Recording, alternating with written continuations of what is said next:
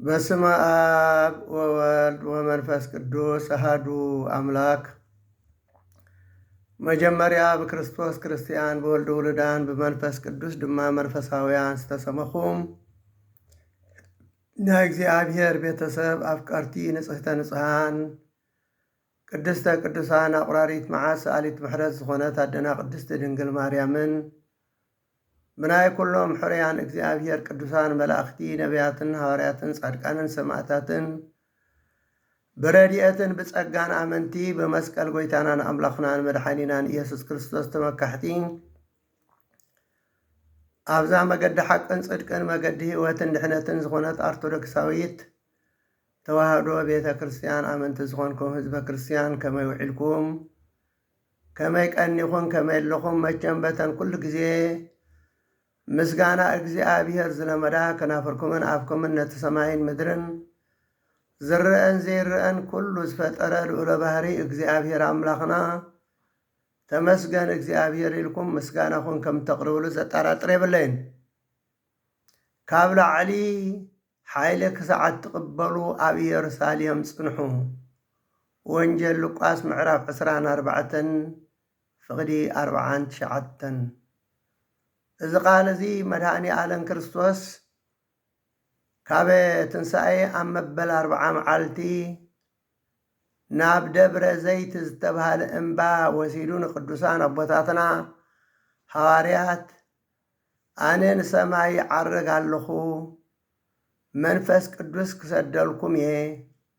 መንፈስ ቅዱስ ክልእከልኩም እየ ስለዚ ንስኻትኩም መንፈስ ቅዱስ ክሳብ ዝመጸኩም ሓይሊ ክሳዓት ትቕበሉ ካብ ኢየሩሳሌም ከይትወፁ ኣብ ኢየሩሳሌም ጽንሑ በሎም ይብለና። ከምዚ ዝበሎም ምኽንያት ካብ ኢየሩሳሌም ጽንሑ ዝበሎም ማለት ምኽንያት ከዓ ኣብ ኢየሩሳሌም እንታይ ስለ ዝነበረ ቤተ መቅደስ ቤት ጸሎት ስለ ዝነበረ ሐዋርያት ንጎይታናን አምላኽናን መድኃኒናን ኢየሱስ ክርስቶስ ንሰማይ ክዓርግን ከሎ አንቃዕሪሮም እናጠመትዎ ዓሪጉ ደበና ተቐበለቶ እዩ ዝብለና። ካብኡ ተመሊሶም ናብ ኢየሩሳሌም ኣብ ቤተ መቅደስ ኮይኖም ብዘይ ምቁራጽ ይጽበዩ ነበሩ ይብለና። ኣብ መበል 50 መዓልቲ ካብ ትንሣኤ ኣብ መበል 10 መዓልቲ ካብ ዕርገት ከዓ ከምቲ ዝበሎም መድኃኒ ዓለም ክርስቶስ መንፈስ ቅዱስ ለኣኸሎም መንፈስ ቅዱስ ሰደደሎም እሞ ዝተማቐቐለ መልሓስ ሓዊ ልሳን ሓዊ ዝመስል ተራእዮም ነዳድ ሓዊ ዝመስል ማለት እዩ እሞ ናብ ነብሲ ወከፎም ዓለመ ኩላቶም ከዓ ብኩሉ ቋንቋታት ተዛረቡ ይብለና። ስለዚ ሓራያ ቀዲምና ኣስፋ ሓቢልና ክንሪኦ ስለ ዝኾንና መንፈስ ቅዱስ ክበሃል ከሎ እንታይ ማለት እዩ ክንብል ኢና። መጀመርያ መንፈስ ቅዱስ እዚ መንፈስ ቅዱስ ክመፀኩም መንፈስ ቅዱስ ክልእከልኩም እየ ንሱ ኩሉ ምስጢራትን ራእያትን ክገልጸልኩም እዩ ዝተባሃለ መን እንታይ ኢልና መንፈስ ቅዱስ ፈጣሪ እዩ መንፈስ ቅዱስ አምላኽ እዩ። ኣብ ዘፍጥረት ምዕራፍ 1 ፍቅዲ 1 ብመጀመርታ ሰማይን ምድርን ፈጠረ ይብል። ምድሪ ቅርፂ ዘይብላ ባዶ ነበረ ጸልማትካ ኣብ ልዒ እቲ ብማዕበል ዝናወፅ ማዕመቕ ባሕሪ ሰፊኑ ነበረ። መንፈስ አምላኽ ድማ ኣብ ልዕሊ ማያት ይዝንብ ነበረ። መን መንፈስ ቅዱስ እዚ ኣብ መንፈስ አምላኽ እዚ ኣብ ልዕሊ እቲ ማያት ይዝንብ ነበረ ይብል። ኣብ ዘፍጥረት ምዕራፍ 1 ፍቅዲ 26 ክሳብ 27 ተሪእና ከዓ እግዚአብሔር አምላኽ ንሰብ ክፈጥሮ ከሎ أملاخ بملكعنا كمثلنا سب نقبر بلا أملاخ بملكع سب فترة إبل أبزا فترات معرف كلتا فقد شوعات تنترينا እግዚአብሔር አምላኽ ንሰብ ካብ ሓመድ ምድሪ ገበሮ ኣብ ፍንጩ ኡፍ በለሎሞ ህይወት ዘለዎ ፍጡር ኮነ ይብለና እዚ ኡፍ ዝብል ዘሎ መን እዩ መንፈስ ቅዱስ ካምቶም ሰለስተ ኣጋእዝተ ዓለም ስላሴ ኣብ ወልድ እንብሎም ሳልሳዮም መንፈስ ቅዱስ ማለት እዩ መንፈስ ቅዱስ ብኣፍንጩ ነቲ ሰብ ነቲ ሓመድ ዝነበረ ነቲ ጭቃ ዝነበረ ኡፍ በለሎሞ ሰብ ከዓ እቲ ጭቃ ዝነበረ እቲ ሓመድ ዝነበረ ህይወት ዘለዎ ፍጡር ትንፋስ ዘለዎ ፍጡር ኮነ ይብል ኣብ መጽሓፈ ኢዮብ ምዕራፍ 33 ፍቅዲ 4 መንፈስ ኣምላኽ ዝፈጠረኒ እስትንፋስ እቲ ኩሉ ዝኽእል ከዓ ህይወት ዝሃበኒ ይብለና ስለዚ ኣብዚ እንታይ ዝብለና ዘሎ መንፈስ ኣምላኽ ዝፈጠረኒ መንፈስ ቅዱስ ዝፈጠረኒ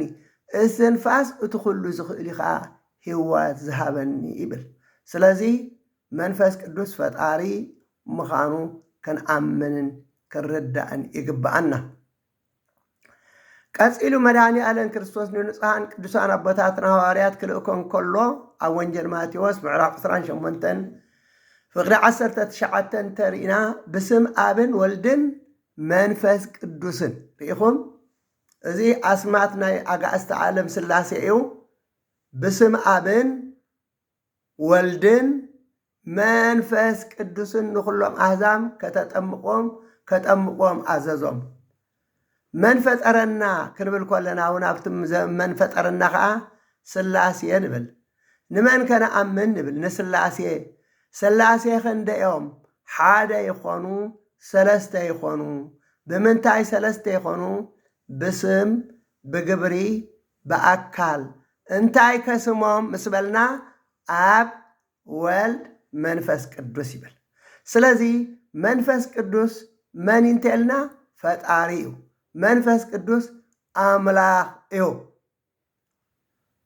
ስለዚ መንፈስ ቅዱስ እዚ መንፈስ ቅዱስ እዚ ወሪድዎም ነቦታትና ሐዋርያት መጺዎም ኣብ ልዕሊኦም ምስ መጽአ ዝተመቃቀለ ልሳን ሓዊ መልሓስ ሓዊ ዝመስል ምስ ተረኣዮም ብኩሉ ቋንቋታት ተናጊርዎም ተዛሪቦም ማለት እዩ ኣብ ቦታትና ሐዋርያት እዚ ኩሉ እቶም ነቢያት እዚ ኩሉ ዝንበዩ ዝነበሩ ከዓ መን ዘነብዮም ዝነበረ እንተልና ነቢያ መንፈስ ቅዱስ ዘነበበ ወነአምን በመንፈስ ቅዱስ እግዚ መሃዊ ዘሰረጽ ምኣብ ንስግለቱ ወንሰቦ ኢሎም ኣጉባኤ 150 ስለዚ ብመንፈስ ቅዱስ ነኣምን ኢና ኢሉ ኣብ ልዕሊ ኣቦታትና ሐዋርያት ኮይኑ ዝዛረብ ዝነበረ እዩ ስለዚ ጎይታናን ኣምላኽናን መድሓኒናን ኢየሱስ ክርስቶስ ክዓርግ ከሎውን ንቅዱሳን ኣቦታትና ሐዋርያት መንፈስ ቅዱስ ክመጽኦም ምዃኑ ብብዙሕ መንገዲ ይገልጸሎም ነይሩ እዩ ይላበዎም ነይሩ እዩ ኣብ ወንጌል ዮሃንስ ምዕራፍ 16 ፍቅዲ 7 ተሪእና ኣነ እንተዘይከድኩ እቲ መጻናንዒ ናባኻትኩም ኣይመጽእን እዩ መጻናንዒ ተባሂሉ ዘሎ መንፈስ ቅዱስ የጻናንዕ ስለ ዝኾነ እሞ ንኡ ክሰደልኩም የበሎ ኣብ ወንጌል ዮሃንስ ምዕራፍ 16 ፍቅዲ 12 እንታይ ዝነግረኩም ብዙሕ ኣሎ ግና ሕጂ ክትጸርዎ ኣይትኽእሉን ኢኹም ኢልዎም ሕጂ ክትጸርዎ ኣይትኽእሉን ኢኹም ኣብ ወንጌል ዮሃንስ 14 ፍቅዲ 26 እንተሪና መንፈስ ቅዱስ ኩሉ ክምህረኩም ዝነግረኩም ዘበለ ከዘኻኽረኩም እዩ ይብል ሪኢኹም መንፈስ ቅዱስ ክምህሮም ምዃኑ እቲ ዝነገሮም ዝኾነ ኩሉ ዝረስዕዎውን ከዘኻኽሮም ምዃኑ ገሊጽሎም ኣሎ ቀፂለ ኣብ ወንጌል ዮሃንስ ምዕራፍ 16 ፍቅዲ 31 እቲ መንፈስ ሓቂ ምስ መጸግና ንሱ ነቲ ዝመጽእ ከፍልጠኩም ናብ ኩሉ ሓቂ እውን ክመርሐኩም ርኢኹም መንፈስ ቅዱስ ንዝመጽእ ይነግረካ ናብ ኩሉ ሓቂ ናብ ኩሉ ጽድቂ ከዓ ይመርሐካ ማለት እዩ መንፈስ እግዚአብሔር ህራይ ቀፂሉ ጎይታናን ኣምላኽናን መድሓኒናን ኢየሱስ ክርስቶስ ኣብ ወንጌል ማቴዎስ ምዕራፍ 10 ፍቅዲ 19 ክሳብ 20 أحلفون كهبهم كله انتاي كنزاربينا إلكم أي تشنقوا إلوهم أي تشنقوا من أربعة انت تأثركم سي واي انتاي لنا كنزاربينا إلكم أي تشنقوا منفس قدوس أباخاتكم زارب مبر نسخاتكم أيكونكم نتزاربوا سلازي منفس قدوس انتاي كبلو خمزة اللوم بعلو أب حواريات حاديرو كقلص اللهم مخانو كجنقو خمزة يبلوم كشجرو خمزة يبلوم مرهاني أدم كريستوس يقلص اللهم مالتي أون يلق عصر تغلطة عصر حادث عصر تغنتل انتريناون نعم مكوانتن سبسلطان انت وسدكم بتا ساعات تيا انتاي لكم كتزارو كم زغباكم منفس قدوس كمهركم يمو انتاي لكم كم تبلسو ايچنق يبل أقبر حواريات معرف حدا فقر سلسة انترينا ودحر حماماتو نربع معلت زاكل ناترائم بزعم منقست أملاك إنا نقرم بوزحي زي قاق مرداتها ياكم زخونة قزاء رأسو آيوم مسبلة أونجل لوكاس معرف عسران 4 فقر عسران 9 كأنت يبل إنه أنا تسفى أبوي يسدلكم اللخو سلازي كابتن سايك سابر 4 معلتي كابتاتو ما يتفلين هياوكم زخونة مدحيتو خصنعو كم زي كالي تسيو مساتاتو يبلع مسؤوم يستين يرئي كساب 4 معلتي أونجل لوكاس معرف عسران 4 فقر عسران 9 ترينا قا كم أنت زبالكم ناب دبر زيت مسودم تايلو إنه أنا تسفى أبي كسدلكم يين نسخاتكم جنا كابلا على حيلك ساعة تقبلوا أب كتما يرساليم صنحبلهم نوصائي نبيتانيا وسيدو ودعال علو بارخم كبارخم كله كابهم تفليه ناب سماي ونعرقي نساتهم لما سقدلو ببوز حاقوز كأ ناب يرساليم تمالسو نعملاخ إنا ودسون إنا أمسكنون كأ كل جزي أبيت مقدس ينبر يبلنا لهم أبي ينبر نيرهم حايلة ساعة تقبلوا كاب يرساليم كي توصوا أب يرساليم صنح سلزبلهم سي ناب يرساليم تملسهم نعملاخ إنا ودسون إنا أمسكنون كأ كل جزي أبيت مقدس ينبروا يبل أقبر حواريات معرف حدا فقر شومن تنترينا منفس قدس نابخاتكم الزورد قنا حايل تقبلوا إخوهم إلوا أب يرساليمن أب يهودان أب سماريان كسع وسن مدري مساخ خريك تكوني إخوهم بلو إزي بسبلو إن رأي وناب سمع عرقي كابع انتن كأدبنا سورت طيب أقبر حواريات معرف حدا فقر عصر تخل تنترينا دحرزي حواريات كاب دبر زيت ناب يرساليم تملسو نابتا ختاما مساعتو خا نابتا زقمت ولاز النبر العلويت الدرب ديبو نساتهم كا عصر تخل حواريات 36 قدسات انستي 7 كلتن قدسان أردئتي مسدنا قدس دنجل ماريام مسد غويتانان أملاخنان مدحانينان يسوس كريستوس كوينوم 120 بيتسب كريستوس حابيروم صلوت يزوتر نبرو ريخم زم 120 بيتسب زبالو ازيوم يوم 10 تخلت حواريات 36 قدسات انستي 7 كلتن أردئتي مسدنا قدست دنجل ماريام كوينوم حابيروم أبتي بيت صلوت أبتي بيت مقدس صلوت يزوتر نبرو كبرات كريستيان كريستوساويان لب بلو أبي أبيت مقدس أبي أبيت صلوت كي توصيلوا مخنياتو اتمنفس قدوس كمصوم انت خوينو أبيت صلوت انت صنيحهم أبيت مقدس انت صنيحهم بركاب اندحر وصوم منفس قدوس كم زي وردوم ازي قلص زخونه نغري أقبر حواريات معرف كلته فقد حدا انترينا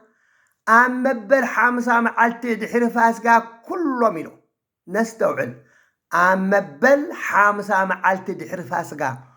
كلهم بحنسا كله كوم برتحو بلا نفاس كاب سماي دمس مسئه لسانات حوز مسل دما ترأيهم نتاز النبروا بيت دما ملأ ተማቃቂሉኻ ኣብ ነፍሲ ወከፎም ዓለበይ ንኹሎም መንፈስ ቅዱስ ስለ ዝመልኦም ብኻልእ ቋንቋታት ክዛረቡ ጀመሩ እዩ ኣብ ቀዳማይ ቆሮንጦስ ምዕራፍ 19 ፍቅዲ 9 ግን ከምዚ ይብለና ምክንያቱ ቋንቋታት ተገሊጹልና ኢሎም ለመዓጀውጀው ዝብሉ ኣለው ቋንቋታት ተገሊጹሎን ክበሃል ከሎ ግን ሰብ ብዝሰምዖ ሰብ ብዝርድኦ ቋንቋ ላዕሉ ተገሊጹሎ እምበር ከምዚ ሎሚ ሃተውተው ሃተፍተፍ ዝብልዎ ዘሎ ኣይኮነን ምክንያቱ ሰብ ብዘይሰምዖ ቋንቋ ሰብ ብዘይርድኦ ቋንቋ ምዝራብ ነውሪ ኣጸያፍ እዩ ሐዋርያ ቅዱስ ጳውሎስ ኣብ ቀዳማይ ቆሮንጦስ ምዕራፍ 14 ፍቅዲ 9 ከምዚ ኢሉ ብቋንቋታት ዘይርዳእ እንተተዛረብኩም ምስ ንፋስ ከም ዛረብ ኢኹም ኢልዎ ምስ ንፋስ ከም ዛረብ ኢኹም ኣብ ዓለም በበይኑ ዝኾነ ብዙሕ ቋንቋታት ኣሎ ትርጉም ዘይብሉ ግና የልቦን ይብል ርኢኹም ትርጉም ዘይብሉ ቋንቋ እኮ እዮም ክትርጉምዎ እኮ ይኽእሉን ክፈልጥዎ እኮ ይኽእሉን ባዕላቶም ስቁልካ ዓጀውጀው ዓዘውዘው ስለዚ ኣብ ዓለም በበይኑ ዝኾነ ብዙሕ ቋንቋታት ኣሎ ትርጉም ዘይብሉ ግና የልቦን ብቋንቋታት ዛረቡ እንተ ኣለው ኢሉ ንእምነቱ ሓደ ካብ ሓደ ይመጽእ እሞ ሕጂ እቲ ቋንቋ ናይቲ ዓዲ ዘይሰምዕ እንተኮይኑ ናይቲ ሃገር ዘይሰምዕ እንተኮይኑ እንታይ ይብል እንተሎ በብታራ ይዛረቡ ሓደ ድማ እንታይ ይግበር ይተርጉሞ ዝትርጎም ዘረባ እኮ ይኮነ ዛረቡ ዋላ ንባዕላቶም እኮ ይፈልጥዎን እውን ዝበለካ ደስ ዝበለካ ተዛረብ ጥራይ እዮም ዝብሉ ተዛረብ እውን ዝበለካሲ ተዛረብ እዮም ዝብሉ እምበር ንባዕላቶም ከይተረፈሲ ኣይሰምዖን እቲ ቋንቋ ኣይርድእዎን እቲ ቋንቋ ዘገርም እዩ ግን ሃያ ስምዑ ብዚ ዝብለኩም ዘሎ ተቀቢልካ ተቀቢለ ብቋንቋ ፀለጆ ናይ ፀለኒ ውይ መንፈስ ቅዱስ ዘይብልካ ዘይኮነ ሕጂ ከባሪኩም ዓብዩ ክልዚ ቁምና ከም ክሳድና ፀይዳ ተዛረቢ ለ ኮይካ ትብል ሽዑስ መንፈስ ቅዱስ በልእ ካብልካ ኖ ርኢኹም እዚ ሰብ እዚ ትሰምዑ ኣለኹም ንባዕሉ ካብቶም ፕሮቴስታንቲ እንታይ ዝብሉ ቋንቋ ተዛሪብካ ይብሉካ ኣነስ ኣይተዛረብኩም ዋይ እሞ መንፈስ ቅዱስ ኣይመልአካን ቋንቋታት ዘይትዛረብ እንተኮይንካ ይብሉካ ድሕሪ ሽዑ ንስቁልካ እንታይ ደኣ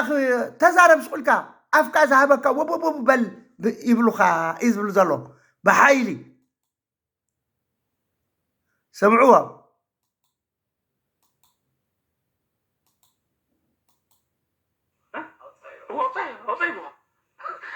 مسحق نيرنا سرعت كلنا أتقول حاول تأذي أنت إذا بس تكون كسرت سلسلني أنا أبيني ولا سوق أوقس أبيني وأنا قاعد ميري له هون دعنا من مكان دعي لي أنا حجي أنا أبيني ندمه حجي حدا جيسي سر كذا سر نزي أبغى ريهم قام أبيني مسبل كواسي سؤال تزارب للنسي دحرش أب حقه إليه أب حقه إليه نبعلي يقرم إذا تناتهم تمهرتسي جوز خانه يقرم الله مالد يسحق له دحر كميلو أب حقه مسبلسي تملك الله خمن فس قدسي له أيريكم أزيسي انتهي بال نعم انتهي كي قصر زقرم نايزيهم كساب كنتزي عشنا تأتينا الله يبلغكم الله حوتي حجب بقى حزارب حجب ما فسكر صار له يلو شعلك يما حرس يتولى مرتي شعو مسا قلت تقبلك او تقبل ترى بقى قصر له لنا يتلنا اوي ما فسكر زي بالك يقوم الحجي كواركم عيو هو كل زوج قمنا كم كسرنا صيدا تزارب له كيكا وا شعو ما فسكر زي خبره نو كل بهنا كده سكت حساب قال لي مجاح اقرب في خبزه من كاكا روح دافكها شعوك كوفيس اللي برد حلف الناس زغنا نجا حسبوا ياخذ عجز تزارب انت اللي ما تزارب حد بعد خميله حراي زود زبلوز النبره سمعكم مالكم بعلو كاب اوميو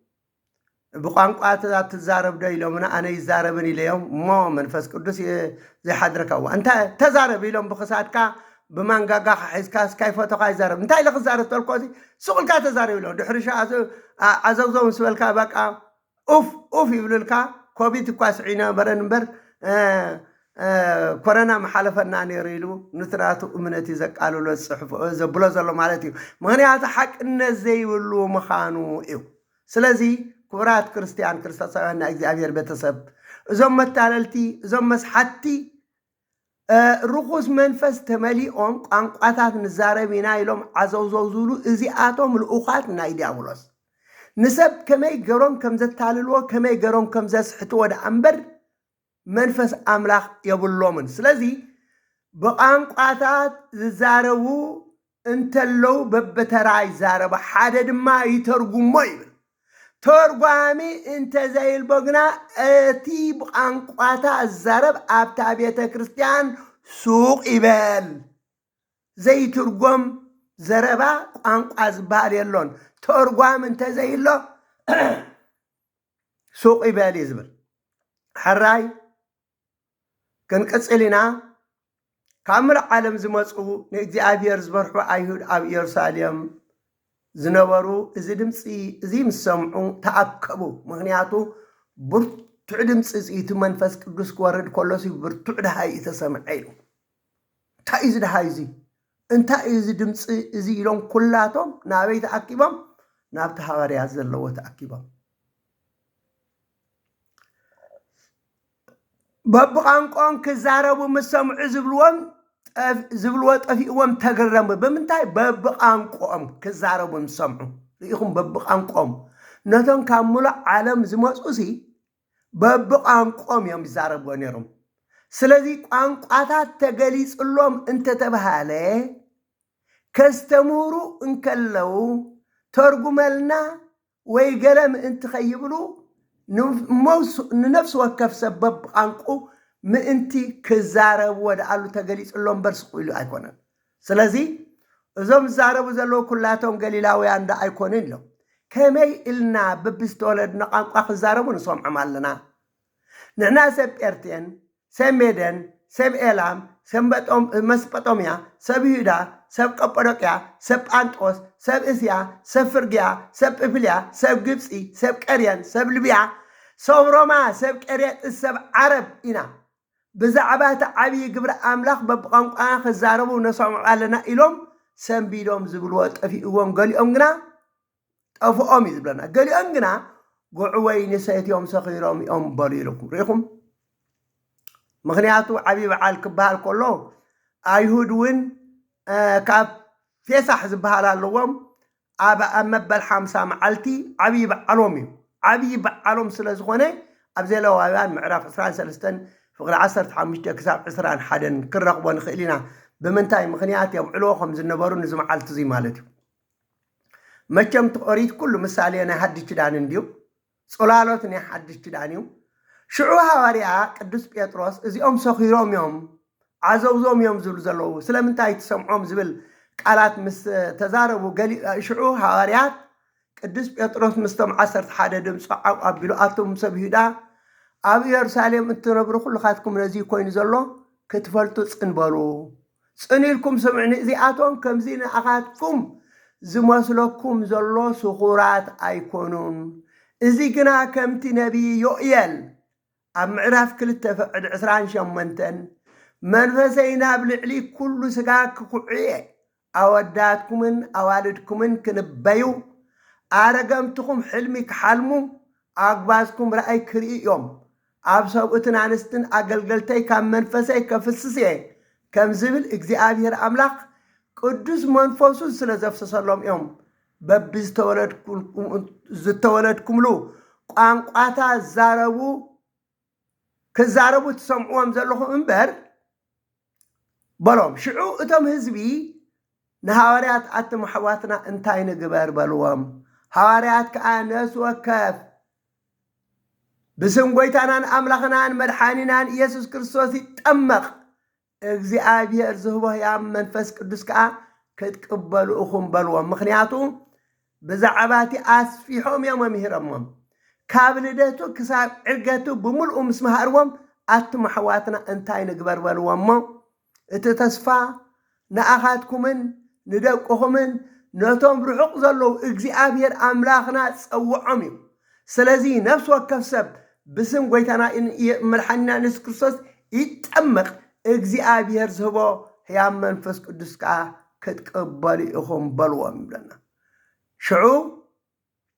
ኣሚኖም ተጠመቕ እሞ ሽዑ 3,000 ኣሚኖም ተጠመቕ ይብለና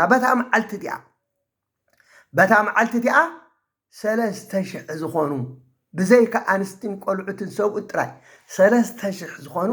ኣሚኖም ተጠመቕ ይብል ስለዚ ክቡራት ክርስቲያን ክርስቶሳውያን እንተጸሊና መንፈስ ቅዱስ ንምላእ ተባዓት ንኸውን ኣብ ሕዝቅኤል ምዕራፍ 39 ፈቅዲ 29 መንፈሰይ ኣብ ልዕሊ ቤት እስራኤል ምስ ከዓኹ ድሕሪ ደጊም ገጸይ ኣይክውልሎምን እየ ይብል እግዚኣብሔር ኣብ ግብሪ ሃዋርያት ምዕራፍ 4 ፈቅዲ 31 ሃዋርያት ምስ ለመኑ እታ ተኣኪቦምላ ዝነበሩ ስፍራ ተናወፀት ኩላቶም ከዓ መንፈስ ቅዱስ መልኡ ቃል ኣምላኽ እውን ብትብዓት ተዛረቡ እዩ ስለዚ መንፈስ ቅዱስ ንኣና ብትብዓት ክንዛረብ ይመፀና እንተጸሊና መን እዩ ዝመፀና መንፈስ ቅዱስ ኣባና ሓድር ኩሉ ይገልጸልና ኣብ ግብሪ ሃዋርያት ምዕራፍ 4 ፈቅዲ 1 ክሳብ 5 እንተሪና ጴጥሮስን ዮሃንስን ብኢየሱስ ትንሣኤ ሙታን ስለ ዝሰበኹ ቀኒኦም ናብ ቤት ማእሰርቲ ኣእተዎም ኣይሁድ ማለት ኣእተዎም ንጽባሐይቱ ደው ኣቢሎም ብናይመን ሓይሊ ወይ ብናይመን ስም ኢኹም እዚ ዝገበርኩሞ ኢሎም ሓተትዎም ሽዑ ጴጥሮስ መንፈስ ቅዱስ መልኦ ይብል መንፈስ ቅዱስ መልኦ ብትብዓት ከምዚ በለ እዚ ሓዊዩ ኣቂድሚኹም ደው ኢሉ ዘሎ ብስም እቲ ንስኻትኩም ዝሰቐልኩሞ ኣምላክ ከዓ ካብ ሞት ዘተንሥኦ ኢየሱስ ናዝራዊ ምዃኑ ኣብ ህዝቢ እስራኤል ይፈለጥ በሎም ርኢኹም እንታይ መንፈስ ቅዱስ መልኦ መን ይዛረብ ዘሎ ብኡ መንፈስ ቅዱስ ኣብ ውሽጢ ኮይኑ እንታይ ኮይንኩም ከም ትዛረቡ ኣይትጨነቁ በታ ሰዓት እቲኣ መንፈስ ቅዱስ ክወሃበኩም እዩ መንፈስ ቅዱስ ያባኻትኩም ሓድሩ ዝዛረብ ኢልዎም ስለ ዝነበረ ሒዞም ክሓትዎም ከሎ ሃዋርያት ሽዑ ጴጥሮስ መንፈስ ቅዱስ መልኦ እዩ ዝብለና ብትብዓት ከዓ ከምዚ በሎም እዚ ሓዊ ኣቂድሚኹም ደው ኢሉ ዘሎ ብስም እቲ ንስኻትኩም ዝሰቐልኩሞ ኣምላክ ካብ ሞት ዘተንሥኦ ኢየሱስ ናዝራዊ ምዃኑ ኣብ ህዝቢ እስራኤል ይፈለጥ በሎም ይብለና ስለዚ ቀፂሉ ኣብ ግብሪ ሃዋርያት ምዕራፍ 5 ፍቅሪ 33 እቶም ሊቃነ ካህናት ብስም እዚ ሰብኣይ እዚ ከይትዛረቡ ኢልናዶ ኣፂንና ኣይከልከልናኩምን ንስኻትኩም ግና ንኢየሩሳሌም ብትምህርትኩም መልኢኩማ በልዎም ሃዋርያት ካብ ንሰብዚ ንኣምላኽ ምእዛዝ እዩ ዝግባእ ነቲ ንስኻትኩም ኣብ ዕንፀይቲ ሰቒልኩም ዝቐተልኩሞ ኢየሱስ ክርስቶስ ኣምላኽ ኣቦታትና ኣተንስይዎ እዩ ንሕና ድማ ናይዚ ነገር እዚ መሳኻኺር ኢና በልዎም ርኢኹም ምፍራሕ ዝበሃል የሎን ኣቅድሚቶም ጨካናት መራሕቲ ብትብዓት ንስኻትኩም እዮም ዝብሎም ዘለዉ ንስኻትኩም ኣብ ዕንጨይቲ ሰቒልኩም ቀቲልኩሞ ኢየሱስ ክርስቶስ ኣምላኽ ኣቦታትና ኣተንስይዎ እዩ ንሕና ድማ ናይዚ ነገር እዚ መሳኻኽር ኢና በልዎም ይብል ሃዋርያት ከምዚ ምስ በልዎም ሓረቑ እሞ ክቐትልዎም ደለዩ ሓደ ገማልኤል ዝበሃል መምርሒ ኦሪት ብህዝቢ ክቡር ዝኾነ ኣቱም ሰብ እስራኤል ኣብዞም ሰባት እዚኣቶም ክትገብርዎ ትሓስቡ ዘለኹም ነገር ተጠንቀቕሉ ይነግረኩም ኣለኹ ግደፍዎም ኣይትተንክይዎም እዚ ምኽሪ እዝን እዚ ግብሪ እዝን ናይ ሰብ እንተኾይኑ ክጠፊ እዩ ናይ ኣምላኽ እንተኾይኑ ግና ነዞም ሰባት እዚኣቶም ከተጥቦም ኣይትኽእሉን ኢኹም ምስ ኣምላኽ ከይትበኣሱ ምስ በሎም ንሃዋርያት ገሪፎም ብስም ኢየሱስ ከይዛረቡ ኣዚዞም ገደፍዎም ሃዋርያት ግና ምእንቲ ስሙ ውርደት ንምቕባል ድልዋት ቡቕዓትን ስለ ዝኾኑ ካብቲ መጋባእያ እናተሓጐሱ ወፁ ኣብ ቤተ መቅደስን ኣብ ገዛውትን ከዓ ከየብኮሩ ይምህሩ ነበሩ ይብል ቀፂሉ ንሃዋርያት መንፈስ ቅዱስ እዩ ዝመርሖም ነይሩ ስለዚ ንሃዋርያት መን ይመርሖም ነይሩ እንተልና መን ይምህሮም ነይሩ እንተልና መንፈስ ቅዱስ ኣብ ቅዳሴ ዮሃንስ ኣፈወርቂ ቁጥሪ 14 نملكوتك عنقوتو زفلت هياو منفس قدوس إيو هياو منفسك إيو نسو مالت منفس قدوس بزعبا هلاوي خانا قرنا بزعبا توهدوخ أردأنا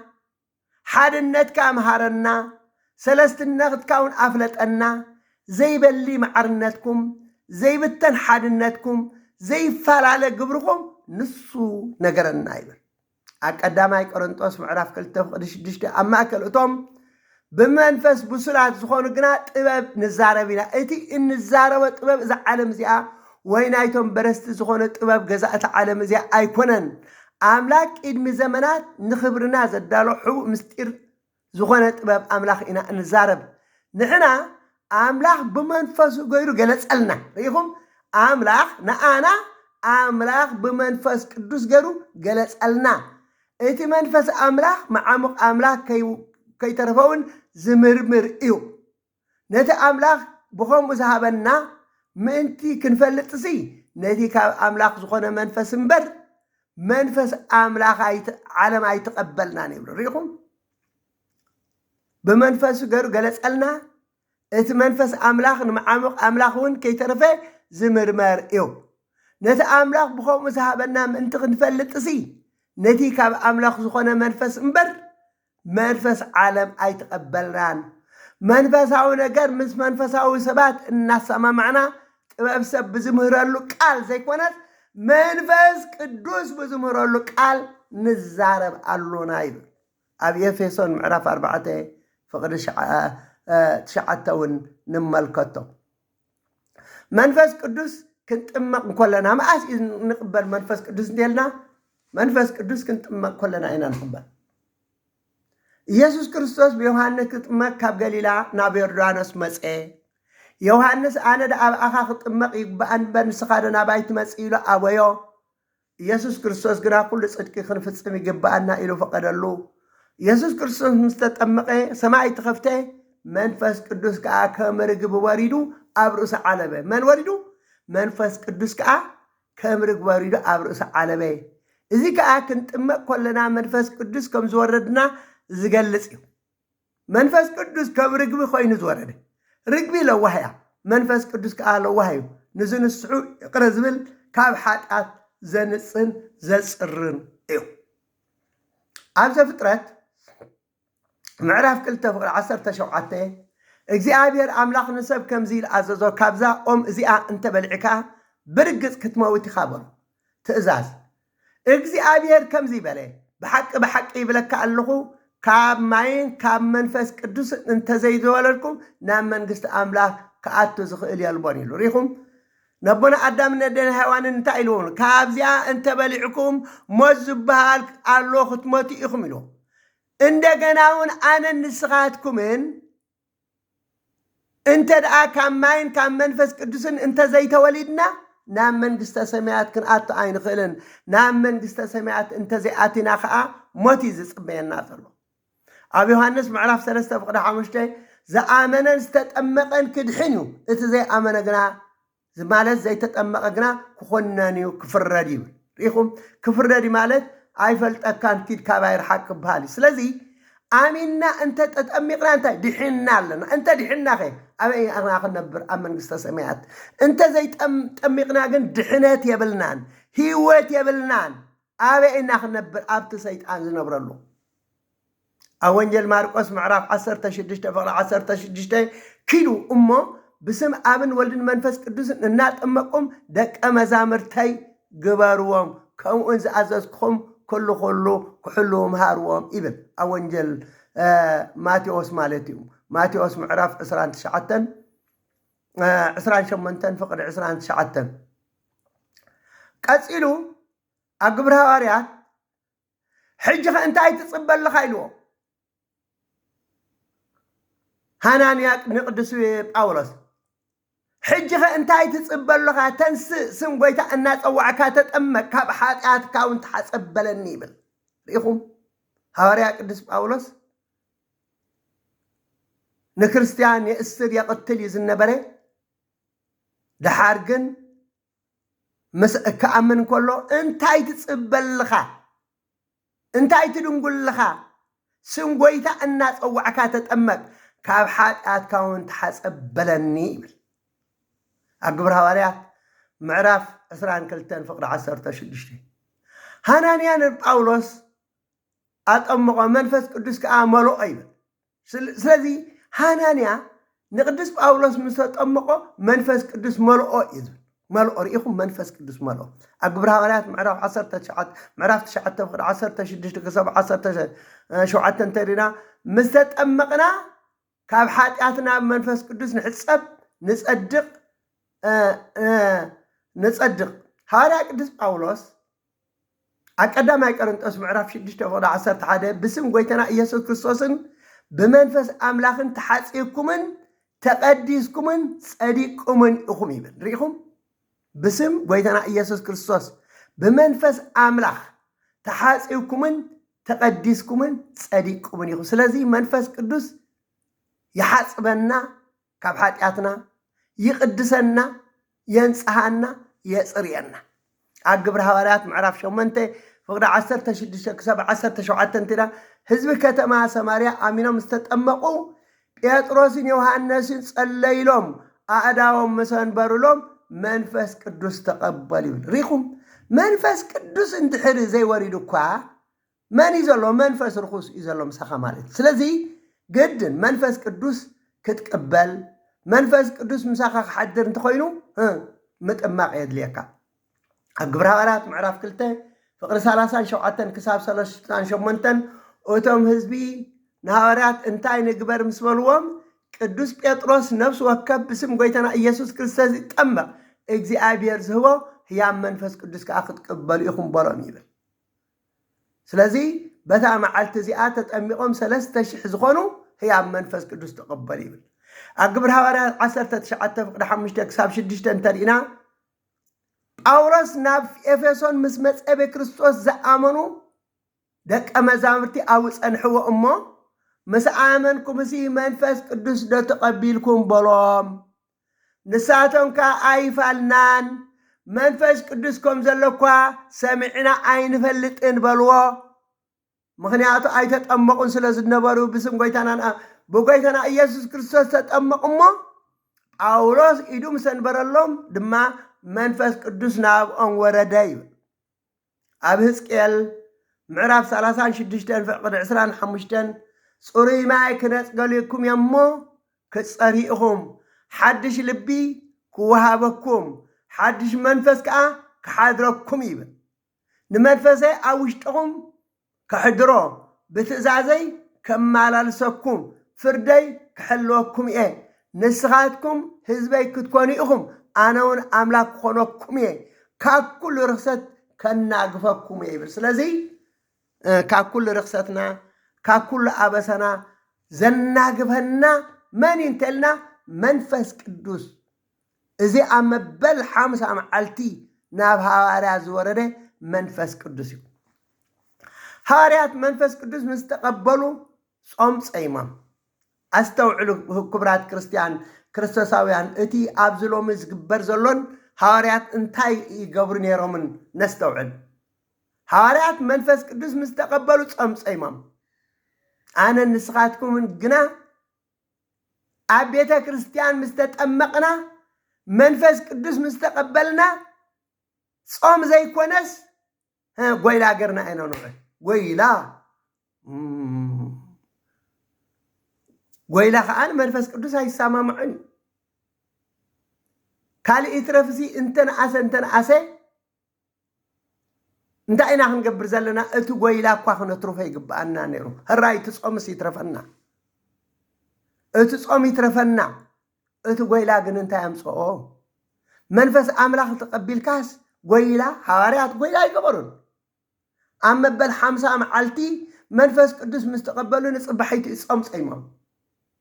ምክንያቱ እቲ ጾሞም እቲ ተዋሂቦም ዘለ ጸጋ መንፈስ ቅዱስ ንዘለዓለም ምስኦም ክነብር ካብኦም ከይርሓቀ ካብኦም ከይተፈልየ ሓይሊ ክኾኖም ነስተውዕል ሐዋርያት እንታይ ንምርካብ ጸይሞም እንተበልና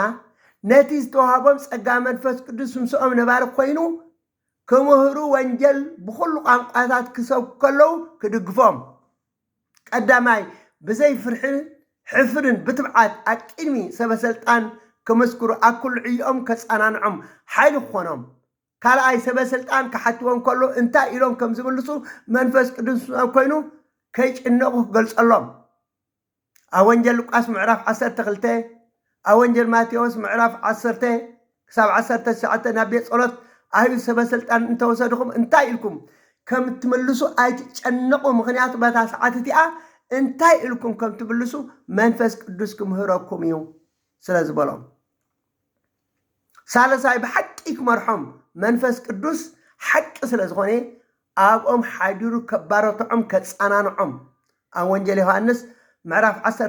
فقد 10 6 كساب 10 نزل عالم مسخاتكم زنبر مصنانعك وكم إيه نسخة عالم زي تريون زي تفلطون مخانا كتقبلوا زي تخل منفس حق نسخاتكم قرا مسخاتكم زحدر ابخاتكم زنبر سلازخونه تفلطوكم انا زختامات كونكم كترفوا ايغدفكم ني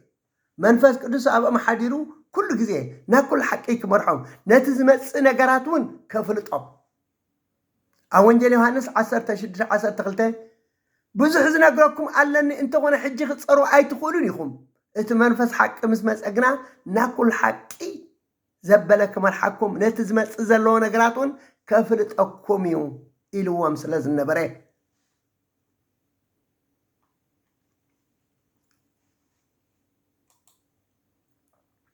رابعاي منفس قدوس كل غزي كصانان عمن كمهرمن كتا زتمهاروا خزخاخرومن أونجل يوحنس معرف 10 26 كساب 27 إتي أبو بسماي تصدو مسأنا منفس قدوس نسو كلكم هركم نتا أنا زنرقركم زبلون كزاخ خركم سلامي حد قالكم الله سلامي ونهبكم الله إذا أنا زهبو سلام سي كم تعلم اتبو سلام أيكونن أتشجروا أي تفرحوا مالت سلاسمي يحد قالكم كبري أبوي كبكم كمون وانجل حد قالكم كبروان الدنت كبكم سلام بمسكال سلاز ترخبه مكرا مسكال كتقبلوا يزكوا الله النابله كم زيلو تلابي وام نبره أموداتا نسمعك عارف كله منفس قدوس نباهاتكم زورد جنا حيل كتقبلوا إخم كاب يرسالم جميرك ساوسن مدري مساخر كتكوني إخم اللي وام النار أيوه نفس مسعرجة كم تيوهانس بتمك أونجل ماتيوس معرف 10 فقد 10 حدا أنا نسها بما يطمئكم اللهو تدحريز مسقنا كابا يحيلو أنا ساس أنا كواخ صور أيوة عني نسب منفس قدوس بحاول كطمئكم إلوام زنبره مرهاني آلان كريستوس أقبر هوريات معرف حدا فقد 4 أباي سأبعكم تسفى أباي تسأبيو كاب يرسالن كيتوصو يوحنس بما يزطمقه نسخاتكم جناد حروق قروب معالتات بمنفس قدوس كتمق يخم بلوم كابتن ساي أما بل 5 معالتي كاب عرقت 10 معالتي 10 تخلت هواريات 36 قدسات أنستي 7 كلتن أردئتي مسدلا قدست ننقل ماريام كوينوم 120 سخونو ومناس عبد كريستوس أبيت مقدس بزي مقرات حبيلهم أبصلات تسأبيدهم إنها تصبيق اللو منفس قدسنا بتاعتهم ورده هندبت كم برتحوا بلا نفاس كاب سماي دمس مسئ نتا تقميت أمراز نبرت ملأ ملحاس حوز مسل دما ترأم تما قاقيل دما أبلع لنفسه وكفهم على نخلهم دما منفس قدس مالقهم منفس قدس لازم الأم دما بخلو قانقواتات كزارب جمرو قدسات نصات أبطات هاورات إزي منفس قدس إزي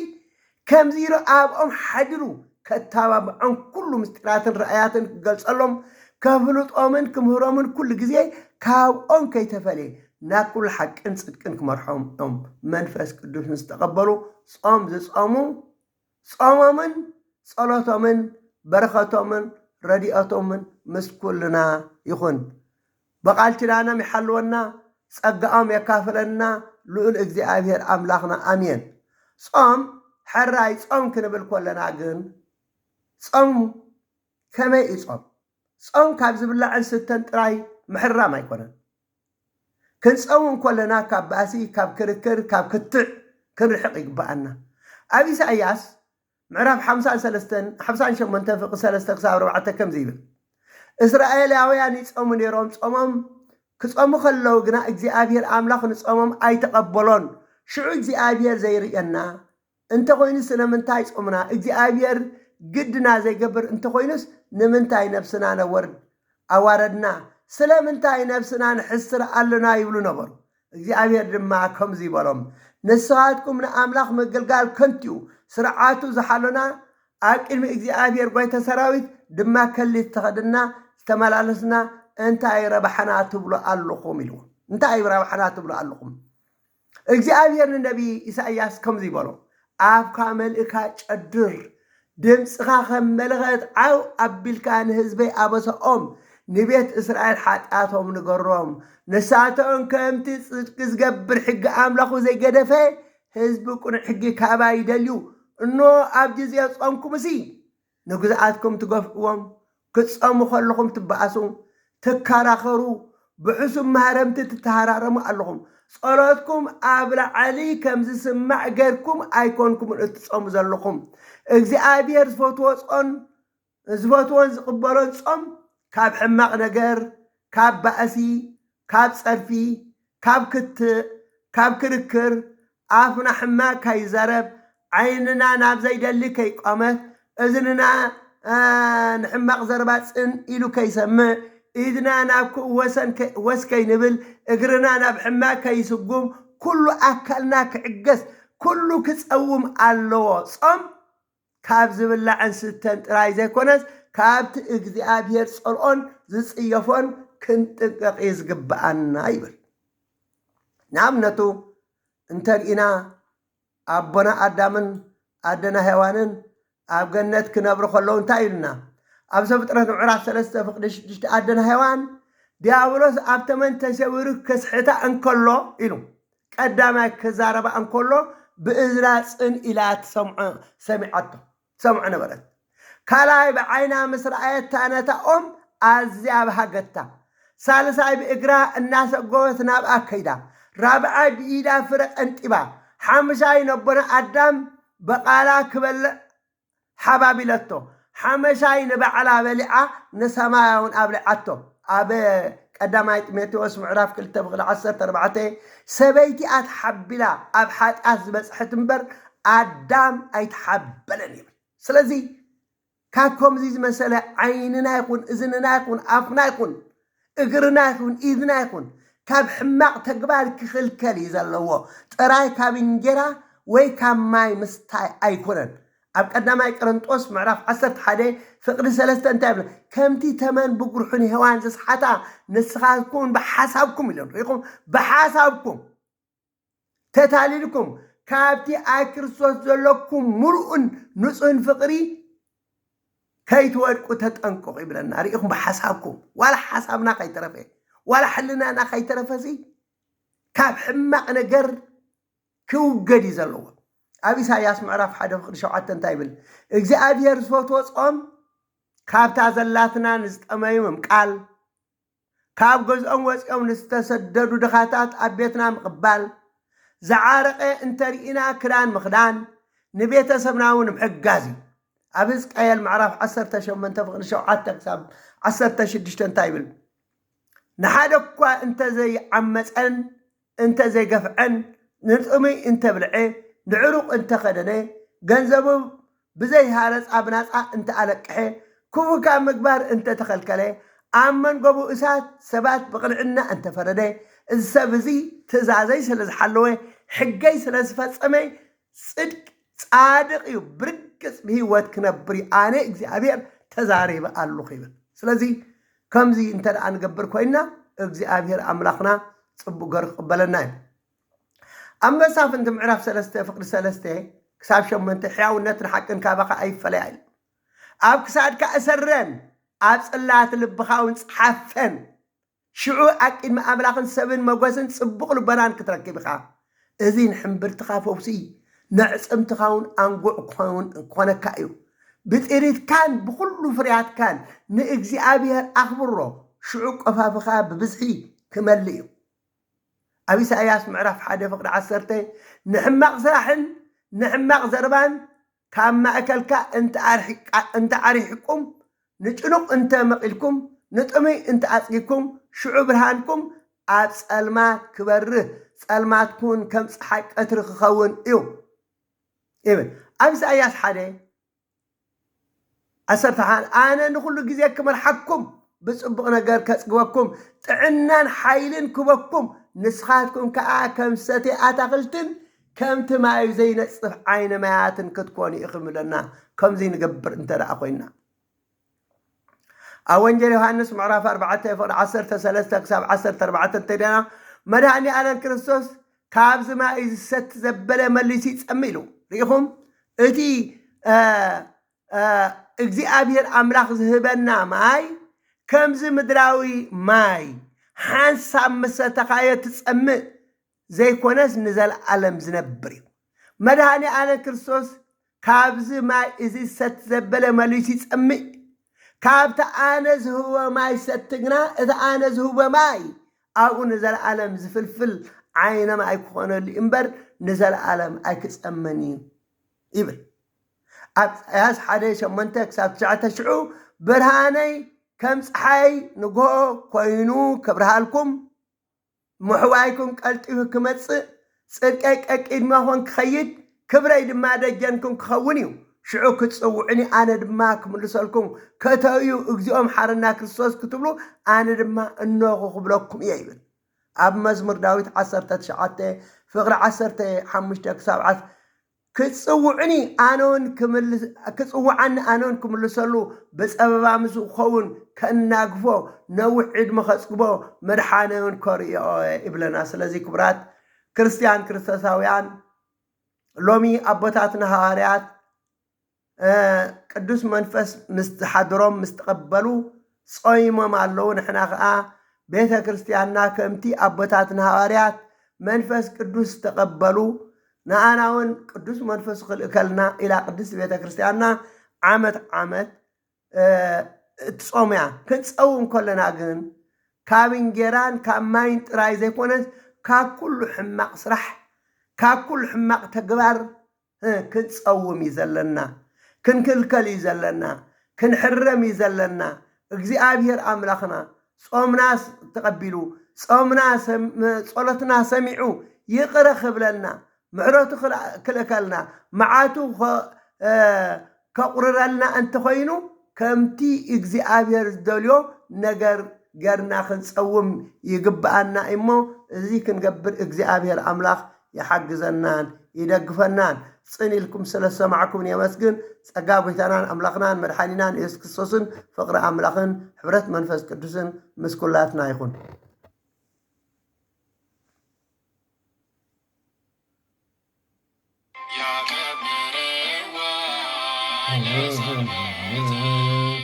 መላእክት በሰማያት ጸጋን كبروا لسنت ملائكة بسمايات سرقاني قلوا فكرتي أساتي ونبت إلا واستدعينا رفوتي اسمعتي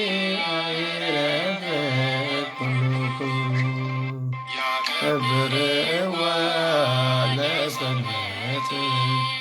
ملائكة بسمايات سرقاني كبروا لسنت ملائكة بسمايات سرقاني قلوا فكرتي أساتي ونبذ إلا وسدني في فوقتي أسبابتي